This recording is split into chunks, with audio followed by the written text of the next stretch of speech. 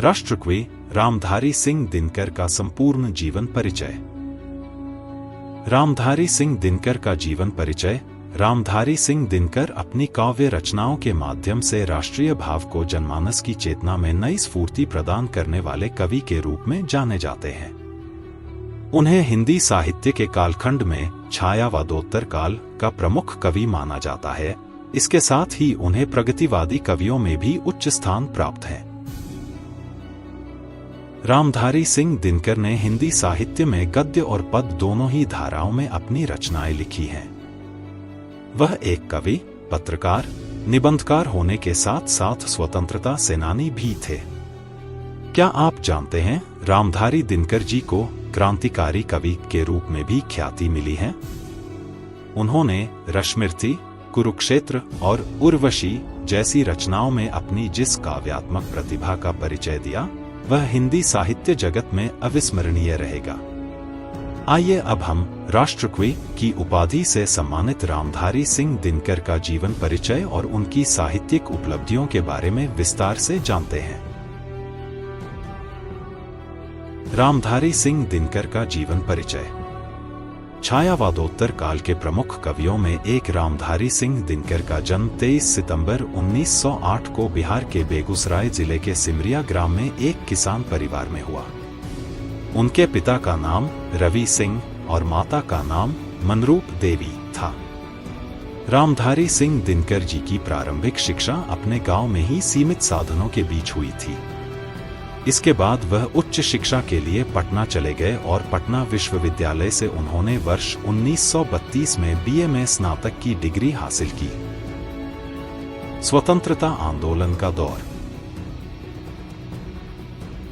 इसके पश्चात उन्होंने अपनी आजीविका चलाने के लिए माध्यमिक विद्यालय में अध्यापक के रूप में कार्य किया।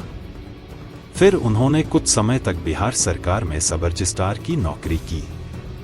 यह वो समय था जब भारत में स्वतंत्रता आंदोलन अपने चरम पर था। रामधारी सिंह दिनकर भी अंग्रेजों के खिलाफ अपनी काव्य रचनाओं के माध्यम से जन भावना में देश के प्रति नई चेतना को जगाने का कार्य कर रहे थे।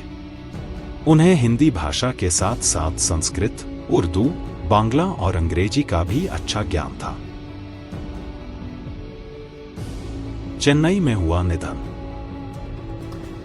वर्ष 1947 में भारत की स्वतंत्रता के पश्चात रामधारी सिंह दिनकर ने मुजफ्फरपुर के एक कॉलेज में हिंदी के विभागाध्यक्ष के रूप में कार्य किया।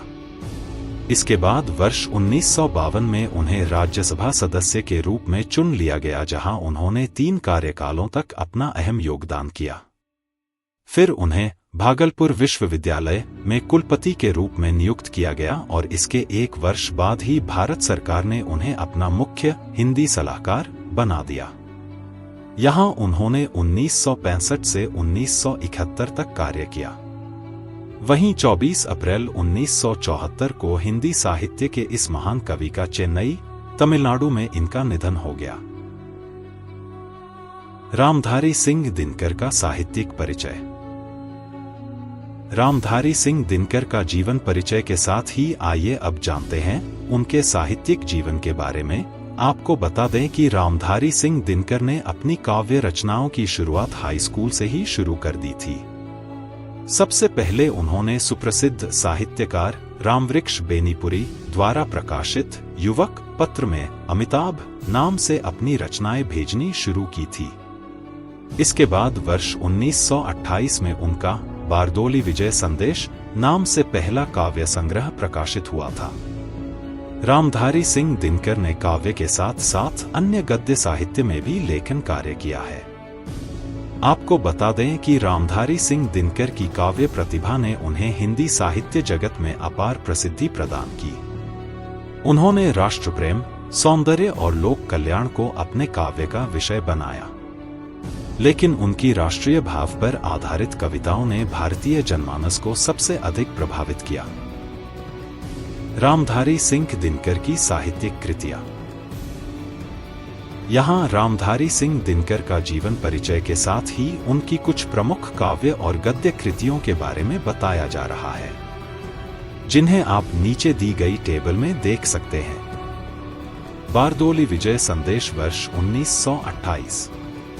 रेणुका वर्ष 1935, हुंकार वर्ष 1938, रसवंती वर्ष 1939, द्वंद्वगीत वर्ष 1940, कुरुक्षेत्र वर्ष 1946, इतिहास के आंसू वर्ष 1951, रश्मिरथी वर्ष 1952, उर्वशी वर्ष 1961, परशुराम की प्रतीक्षा वर्ष 1963, हरे को हरिनाम वर्ष 1970, रश्मिलोक वर्ष 1974, गद्य कृतियां, रचना प्रकाशन वर्ष, मिट्टी की ओर वर्ष 1946, अर्धनारीश्वर वर्ष 1952, रेती के फूल वर्ष 1954, हमारी सांस्कृतिक एकता वर्ष 1955, भारत की सांस्कृतिक कहानी वर्ष 1955, संस्कृति के 4 अध्याय वर्ष 1956, उजली आग वर्ष 1956, काव्य की भूमिका वर्ष 1958, राष्ट्रभाषा आंदोलन और गांधीजी वर्ष 1968, भारतीय एकता वर्ष 1971, मेरी यात्राएं वर्ष 1971, दिनकर की डायरी वर्ष 1973, चेतना की शिला वर्ष 1973, आधुनिक बोध वर्ष 1973, साहित्यिक सम्मान। यहाँ रामधारी सिंह दिनकर का जीवन परिचय की जानकारी के साथ ही उन्हें मिले साहित्यिक सम्मान के बारे में भी बताया गया है, जिन्हें आप नीचे दिए गए बिंदुओं में देख सकते हैं। वर्ष 1946 में प्रकाशित कुरुक्षेत्र रचना के लिए उन्हें काशी नागरी प्रचारिणी सभा, उत्तर प्रदेश और भारत सरकार से सम्मान मिला था। इसके बाद उन्हें वर्ष 1959 में संस्कृति के 4 अध्याय रचना के लिए साहित्य अकादमी पुरस्कार से सम्मानित किया गया था। भारत के प्रथम प्रधानमंत्री डॉ. राजेंद्र प्रसाद ने उन्हें वर्ष 1959 में पद्म विभूषण पुरस्कार से सम्मानित किया था। वर्ष 1961 में रामधारी सिंह दिनकर उनकी प्रसिद्ध काव्य रचना उर्वशी के लिए ज्ञानपीठ पुरस्कार से सम्मानित किया गया।